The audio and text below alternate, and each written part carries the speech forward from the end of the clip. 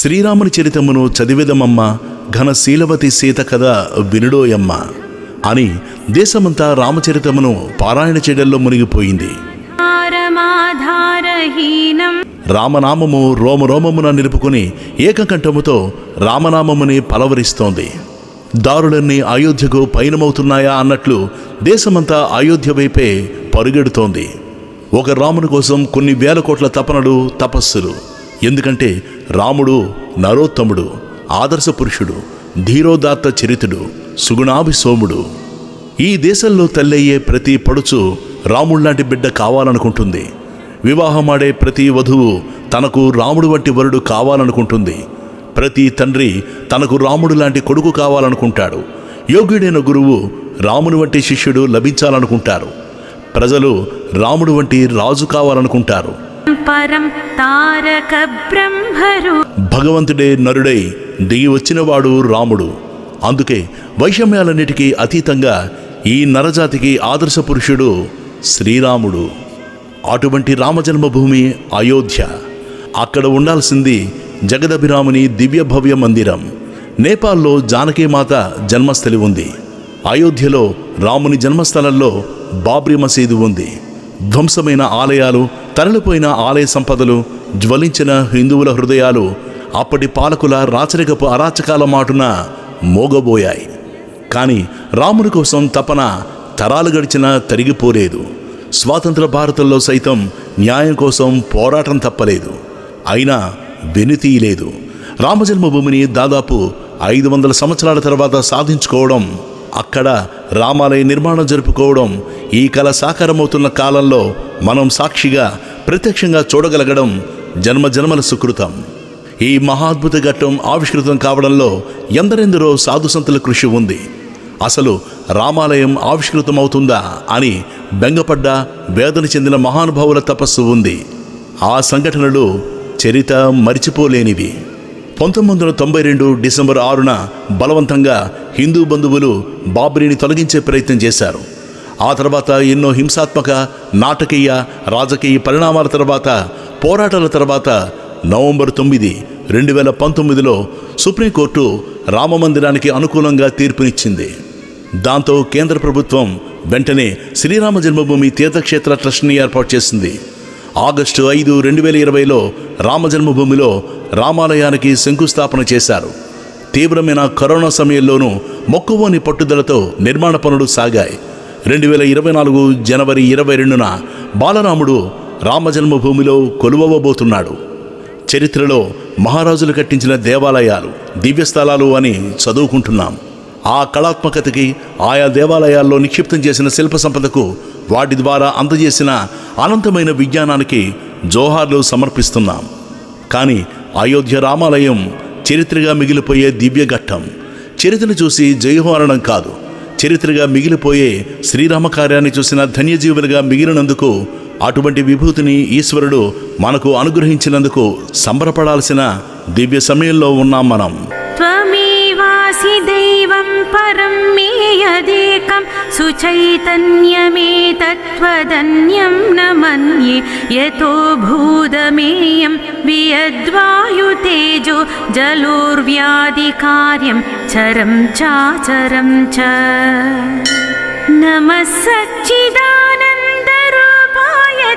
అయోధ్య రాముని ఆలయంలో ప్రతిదీ ప్రత్యేకమే.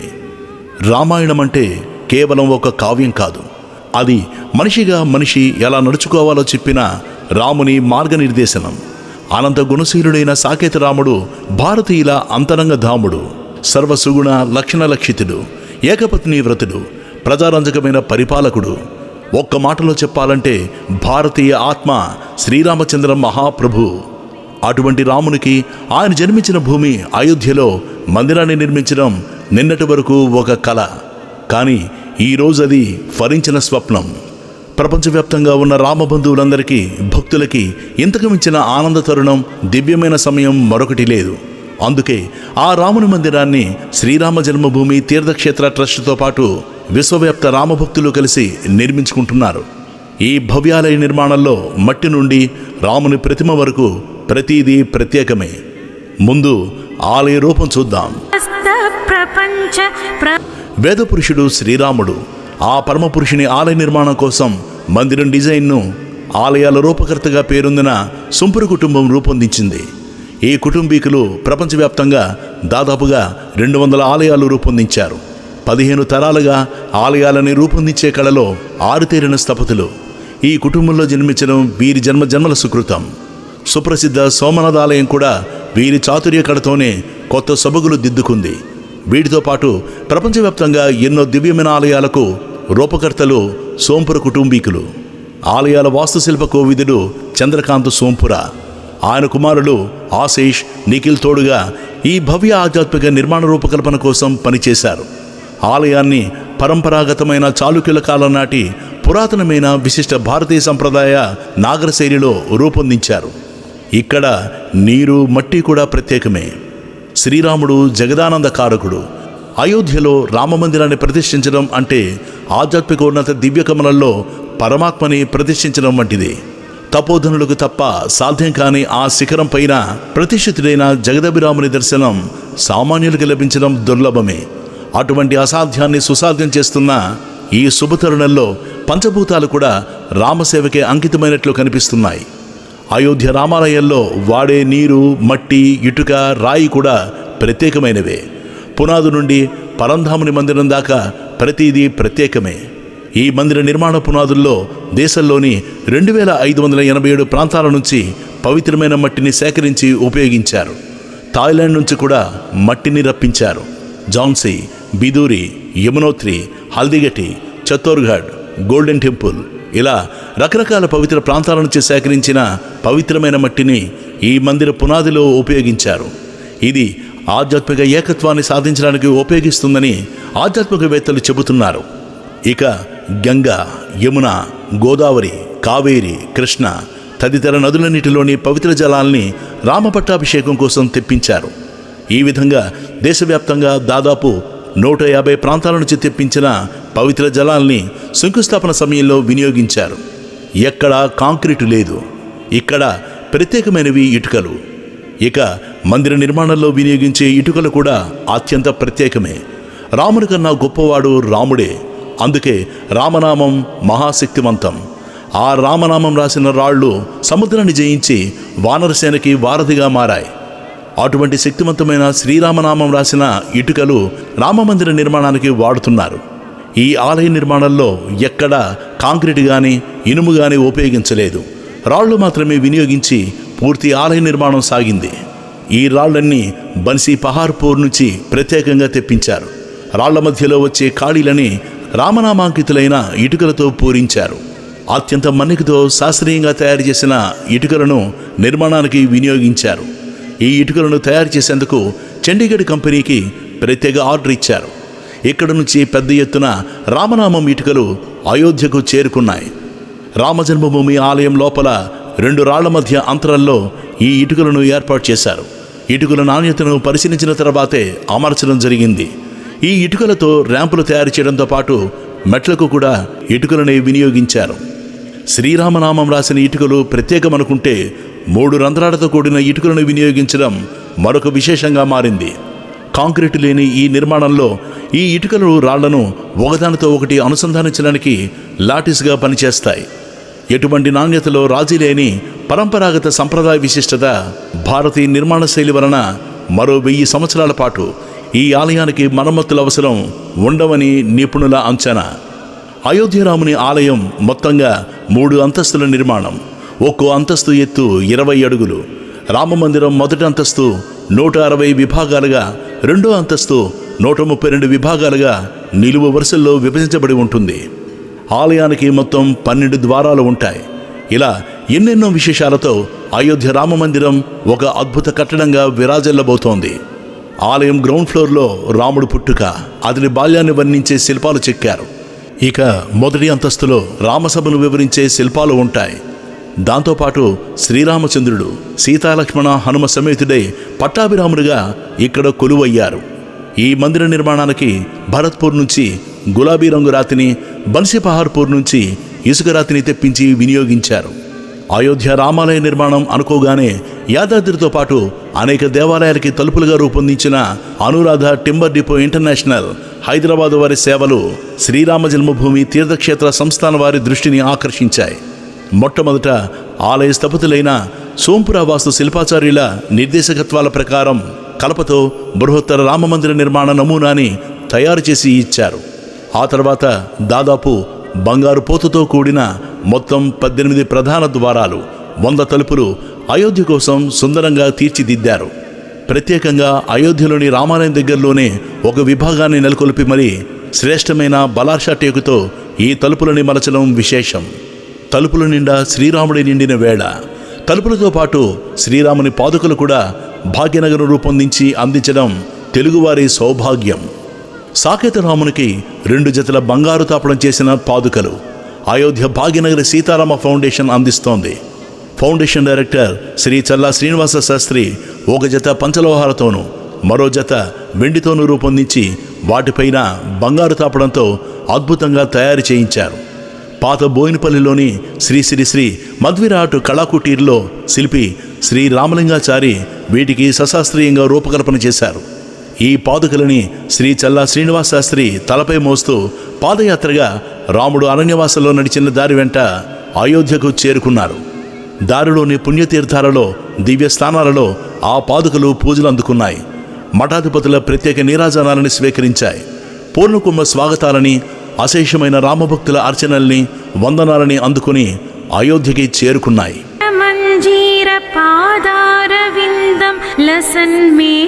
రామజన్మభూమిలో కొలువైన శ్రీరాముని మూలమూర్తి కింద ప్రతిష్ఠించిన యంత్రం ఆంధ్రప్రదేశ్లోని తెనాలిలో శుద్ధమైన బంగారంతో రూపొందింది.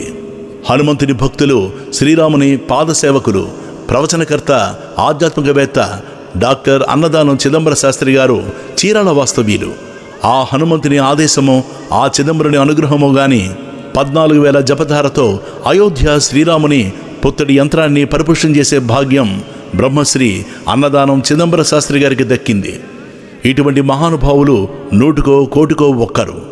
ఆ శ్రీరాముని దివ్య కరుణాకటాక్షం ఉంటే తప్ప ఇటువంటి బృహత్కార్యం సాధించడం, అందుకు అవకాశం సైతం దక్కడం దుర్లభమే కదా. రామనామమే విజయానికి మారుపేరు. శ్రీరాముని మందిరం పైన నెలకొనబోయే జెండా శ్రీరామ చరిత్రని, శ్రీరామ విజయాన్ని ప్రతిబింబించేలా రూపొందించారు శ్రీరామ జన్మభూమి తీర్థక్షేత్ర ట్రస్ట్ ప్రధాన కార్యదర్శి జారీ చంపత్రాయ్ సూచనల మేరకు మధ్యప్రదేశ్ రేవాలోని హర్దువా గ్రామానికి చెందిన లలిత్ మిశ్రా ఈ జెండాని తయారు చేశారు. జెండా పైన సూర్యవంశజుడైన రాముని మూలపురుషుణ్ణి ప్రతిబింబిస్తూ ఉదయిస్తున్న సూర్యుడు, లోపల జై శ్రీరామ్ నినాదం, పక్కనే దేవకాంచన చెట్టు చిహ్నాన్ని ముద్రించారు. ఈ దేవకాంచనం అయోధ్య రాజ్య వృక్షంగా ఉండేదట. దాదాపు 13 అడుగుల ఎత్తున శ్రీరాముని ఆలయ శిఖరం పైన ఈ జెండా టీవీగా నిలబడింది. రామనామం దివ్యమైనది. మననం చేసే కొద్దీ మరింత మధురమై మధువు కోసం ఆకర్షించబడే తుమ్మిదల్లాగా మనసుని ఆకర్షిస్తుంది, మోక్షాన్ని ప్రసాదిస్తుంది. ఎంతగా రామనామం చెప్పినా తనివి తీరినంత తీయనిది ఆ నామ మహిమ. అలాగే రామకథలు, రాముని విశేషాలు కూడా. భూతమేయం వియద్వాయుతేజో జలోర్వ్యాధికార్యం చరం చాచరం చ. విగ్రహ ప్రతిష్టాపన జరగకుండానే, పూజలు చేయకుండానే అక్షతలు ఎలా వచ్చాయి అని చాలామందికి సందేహం కలిగింది. చాలామంది ఇదే వారి సందేహమని అన్నారు. మనకు పంపిణీ చేస్తున్న అక్షంతలు విగ్రహ పూజకి సంబంధించినవి కావు. వాటిని అక్కడ పురోహితులు విజయాక్షతలు అని వర్ణించారు. 500 సంవత్సరాల పోరాటం తర్వాత రాముని ఆలయ నిర్మాణానికి మనకి అవకాశం దక్కింది గనక ఆలయ నిర్మాణాన్ని విజయంగా భావించి నిర్మాణం జరిగిన తర్వాత బాలరాముని సన్నిధిని కలిగిన ఆలయ ప్రాంగణంలో విజయ అక్షతలను బియ్యము, పసుపు, ఆవు నెయ్యిలతో వేద మంత్రోచ్చారణ చేస్తూ కలిపి ఇంటింటికి పంపించాలని సంకల్పించారు. రాముడు వనవాసం తర్వాత అయోధ్యకి తిరిగి వస్తుండగా అందరూ అక్షతలు, పూలు చేతుల్లో పట్టుకొని ఆయన రాగానే వాటిని చల్లి ఆహ్వానం పలికారట. అలాగే మరలా అయోధ్యలో రాముని ప్రతిష్ఠ జరిగినప్పుడు ఆ ఆలయంలో ముందుగా తయారైన ఈ విజయాక్షతలు మనం ఇంట్లో పూజకు వాడి శిరస్సును ధరించాలనే ఉద్దేశం. అక్షయమైనవి అక్షంతలు, క్షయము లేనివి. రామరాజ్యము అక్షయముగా ఉండాలని కోరుతూ మనందరం విగ్రహ ప్రతిష్ఠ రోజున అయోధ్య దగ్గరలో ఉండి అక్షతలు వేయలేకపోయినా ఇంట్లోనే ఉండి ఆలయ ప్రాంగణంలో తయారైన విజయ అక్షతలతో పూజలు చేసుకుని వాటిని శిరస్సున ధరించవచ్చు.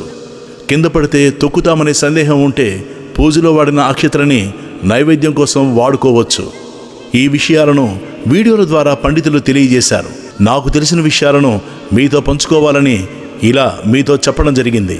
నాకు భగవంతునిపై నమ్మకం ఉంది.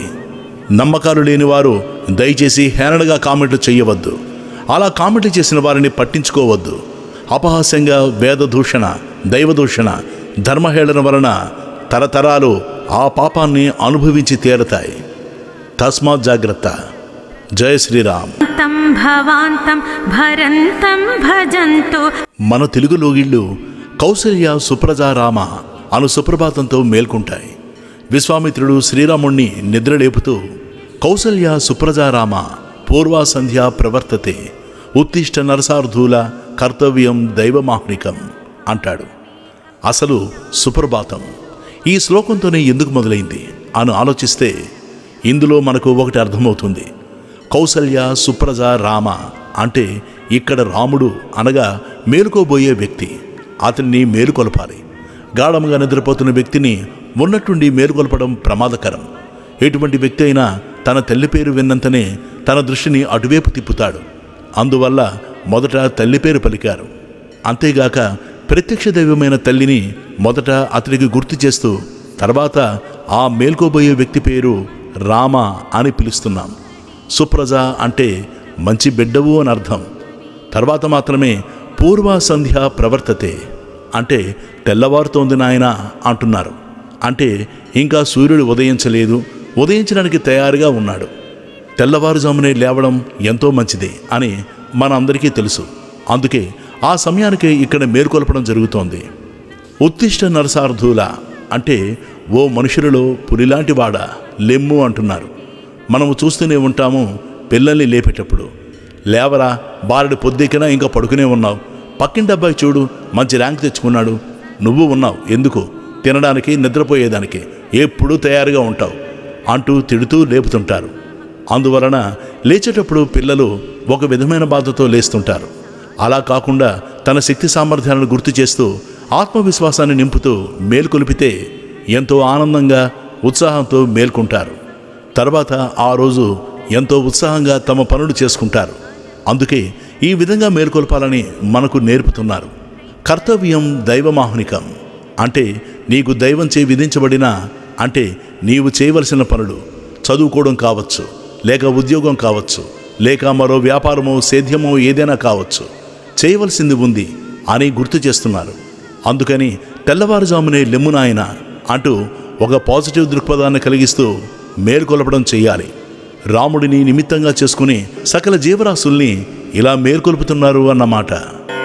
అసింధు ప్రకోపైరవంధ్య ప్రతాపై రబంధు ప్రయాణైరమందస్మిత. పట్టాభిషేకం జరిగింది. శ్రీరాముడు విశ్రాంతిగా కూర్చుని ఉన్నాడు. హనుమ రాముని వద్దకు వచ్చి ఇలా అన్నారు, ప్రభు, లంకలో నేను విభీషణుని ఇంటికి వెళ్లేంత వరకు లంకలో కూడా మహాపురుషులు ఉంటారా అనే సందేహం నాకు ఉండేది. రాక్షసుల స్థానాల్లో భక్తులు కనబడతారా అనే అనుమానం వేధిస్తూ ఉండేది. అంతేకాకుండా భక్తులు సాధుసంతులు కూడా కేవలం భరతభూమిలో ఉంటారని, పృథ్వీలో మరి ఇంకెక్కడా ఉండరనే అభిప్రాయం నాలో దృఢంగా ఉండేది. కానీ లంకలో ఎంత వెతికినా సీతామాతను కనుగొనలేకపోయిన వేళలో విభీషణుని సలహా మేరకు సీతమ్మ తల్లి దర్శనం కలిగిన తర్వాత అనిపించింది, స్వామి, ఎవరినైతే ఎంత వెతికినా చూడలేకపోయానో ఆ తల్లి జాడ లంకలో ఒక సాధుపురుషుని ద్వారా తెలియజేయబడింది. అంటే బహుశా నా ప్రభువు నాకు ఈ సత్యాన్ని ఎరుకుపరచడానికే విభీషణుణ్ణి పంపాడేమో అని అనుకున్నాను. అశోకవనంలో రావణుడు తీవ్రమైన క్రోధంతో సీతామాతను వేధించేందుకు కత్తి దూసిన క్షణంలో ఆ ఎత్తిన కత్తితో వాడి శిరస్సులు ఖండించి వాడిని అంతం చేయాలనే బలమైన కోరిక నాలో కలిగింది. కానీ అంతలోనే మండోదరి ఆ దుష్టుని వారించి ఆ క్షణం వాడి నుంచి అమ్మని కాపాడిన ఆ దృశ్యం నన్ను మ్రాన్పడేటట్లు చేసింది. ప్రభు, ఎంత చక్కని అనుభవం ఇచ్చావు. రాక్షసుని ఇంట్లో కూడా మంచివారి రూపంలో మండోదరి తల్లిని చూపించావు. ఆ సాధ్వీమణి గనక అప్పుడు ఆ పని చేయకపోయి ఉంటే, నేనే గనక అక్కడ రావణుణ్ణి నిలువరించగలిగి ఉంటే, నేను మాత్రమే సీతమ్మని రక్షించగలిగాననే భ్రమ నాలో కలిగేది. సమాజంలో చాలామందికి చాలా సందర్భాల్లో ఇటువంటి భ్రమే కలుగుతుంది. అదే భ్రమ నాకు కూడా కలిగి ఉండేది ప్రభు. కానీ స్వామి, నీవు ఆ తల్లిని రక్షించడమే కాదు, ఆ పని స్వయంగా రావణుని పత్ని మండోదరి చేత చేయించావు. దీంతో అర్థమవుతున్నది ఒక్కటే, స్వామి ఎవరితో ఏ పని చేయించాలనుకుంటాడో వారితో ఆ పని నెరవేర్చుకుంటాడు. తద్వారా నేను, నాది అనే భావాన్ని శుతిమెత్తగా తొలగిస్తాడు. ఈ జగత్తులో ఏది, ఎప్పుడు, ఎలా, ఎవరితో జరగాలన్నా అదంతా విధిలిఖితం, స్వామి నిర్దేశం మాత్రమే తప్ప ఇందులో మన మహత్వమేమీ ఉండదు. దేవా, త్రిజట తనకొచ్చిన స్వప్న వృత్తాంతం తోటి రాక్షస స్త్రీలకు చెబుతూ లంకలోకి ఒక కోతొస్తుందని, ఆ వానరం లంకని దహిస్తుందని చెప్పగా విని నేను చాలా చింతనలో మునిగిపోయాను. ప్రభు శ్రీరాముడు నాకు లంక దహించిన గురించి ఏమీ ఆదేశమివ్వలేదు. కానీ ఇక్కడ త్రిజట ఇలా చెప్తోంది, ఒకవేళ లంకాదహనం చేయటానికి నా వద్ద ఎలాంటి సామాగ్రి లేదు, మరేం చేయాలి అని. కానీ రావణుడి ఆస్థానంలో రాక్షస సైనికులు అతని ఆజ్ఞ మేరకు నన్ను వధించేందుకు మీదికి ఉరికినప్పుడు విభీషణుడు వారించి దూతలను వధించడం నీతి కాదని అన్నకి నచ్చజెప్పడంతో నువ్వు నన్ను కాపాడటానికి ఆ రావణుని తమ్ముడినే నియోగించావని అప్పుడు నాకు అర్థమైంది. రావణుడు తమ్ముడి మాట మన్నించి నన్ను చంపకుండా నా తోకకి నిప్పు పెట్టమని భటులని ఆదేశించినప్పుడు నాకు ఆశ్చర్యం అవధులేనంతగా అయింది. ఎందుకంటే లంకాదహనం కోసం నా దగ్గర ఏమీ లేదని చింతిస్తున్న నాకు లంకను దహించడానికి కావలసిన బట్టలు, నెయ్యి అన్నీ రావణుడి ద్వారానే సమకూర్చిన మీ అనుగ్రహం ఎంత గొప్పది. లంకలో ఆ సాధ్వి త్రిజట చెప్పిన మాటలు ఈ విధంగా నిజమవుతున్నందుకు, అంతేకాకుండా నీ అనుజ్ఞ లేకుండా అవన్నీ నాకెలా సమకూరేవి తండ్రి. దీనిని బట్టి నాకు తెలిసిందొక్కటే, ఒక భక్తురాలి మాట నెగ్గించడానికి, ఒక బంటు అనుమానాలు తీర్చడానికి నువ్వు రావణుడిని ఉపయోగించుకుని కార్యం నడిపావు. అటువంటి గొప్ప కార్యాలు నా చేత చేయించుకోవడం నీ అనుగ్రహం మాత్రమే అనటంలో ఆశ్చర్యం ఏమున్నది ప్రభు. దీనిని బట్టి నేను నిమిత్త మాత్రుణ్ణి, మీ కార్యం మీరే నెరవేర్చుకుంటున్నారు అని అర్థమైంది. అంచేత ఈ జగత్తులో ఎవరైనా సరే జ్ఞాపకం పెట్టుకోవలసిన విషయం ఏమిటంటే, మనం జీవితంలో ఏం జరిగినా, ఎవరేమి సాధించినా అది ఈశ్వర సంకల్పమే కానీ వ్యక్తుల గొప్పతనమో వారి సాధకత్వమో కాదు. అందుకని నేనే గనక లేకపోతే ఏమీ జరగదు అనే భ్రమ ఎవ్వరికీ ఎన్నడూ కలగకూడదు. ఆంజనేయ స్వామి అంతటి మహానుభావులే అలా అనుకున్నప్పుడు మానవ మాత్రులం ఎగిరిపడుతూ ఉంటాం. నా అంతటి వాడు లేడని, నేను కాకపోతే ఎవరు చేయగలరని అనుకోకూడదు. అంతా రామదయ, ఆయన నిర్ణయమే. మనం కేవలం నిమిత్త మాత్రులం మాత్రమే. జయ శ్రీరామ్. బంధో నమస్తే సుమిత్రా సుపుత్రాభి. ఈ మహానుభావుడు సాక్ష్యం వల్లనే శ్రీ శ్రీ శ్రీ జగద్గురు రామభద్రాచార్యులు సుప్రీంకోర్టులో రామజన్మభూమి వివాదం పరిష్కారమై రామజన్మభూమి ట్రస్టునకు దక్కింది. ఈయన చిన్నతనంలోనే 2 నేత్రాలు కోల్పోయారు. అయినా సరే ఈ మహానుభావుడు తన తండ్రి వద్ద విద్యాభ్యాసం, శ్రవణం, మననం, నిధి, ధ్యాసనం అనబడే పద్ధతిలో విద్యాభ్యాసం చేశారు. సుప్రీంకోర్టులో రామజన్మభూమి వివాదం పరిష్కారాల్లో ఈయన చెప్పిన ఐతిహాసిక సాక్ష్యాధారాల వల్ల సరయూ నది తీరాన అయోధ్య నగరం వెలసిందని రుజువు చేశారు. ఈ మహానుభావుడి వల్ల 400 సంవత్సరాలుగా పరిష్కారం కాని వివాదం పరిష్కారమై హైందవులకు ఈ పుణ్యక్షేత్రం దక్కింది. ఈ మహానుభావుడికి ప్రపంచంలోని హైందవ సోదర సోదరీమణులు రుణపడి ఉన్నారు. ఈ అయోధ్యలోని రామమందిర నిర్మాణానికి కృషి చేసిన మహానుభావులందరికీ వందనం, పాదాభివందనం. ఎందరో మహానుభావులు, అందరికీ వందనములు. జయ శ్రీరామ్. విశ్వకర్త్రీ నమో విశ్వహర్త్రీ నమో విశ్వభోక్త్రీ నమో విశ్వమాత్. అద్భుతమైన రాముని ఆలయ విశేషాలు. మనకి వెంటనే అయోధ్యకు వెళ్ళి ఆ భవ్య దివ్య రాముని చూడాలనే కోరికను రేకెత్తిస్తాయి. ఆ వరాన్ని సాకేత రాముడు అనుగ్రహించాలని, ఆ స్వామి రక్ష ఈ జగతికి మెండుగా లభించాలని కోరుకుంటూ మీ ఆనందలక్ష్మి స్టూడియోస్. జై శ్రీరామ్. వీణ మదీయం మనస్త్వత్పదద్వంద్వ సేవాం విధాతుం ప్రవృత్తం సుచైతన్య సిద్ధ్యై. शिलापित्पदङ्घ्रिक्षमासङ्गिरेणु प्रसादाधिचैतन्यमाधत्त राम नरस्त्वत्पदद्वन्द्वसे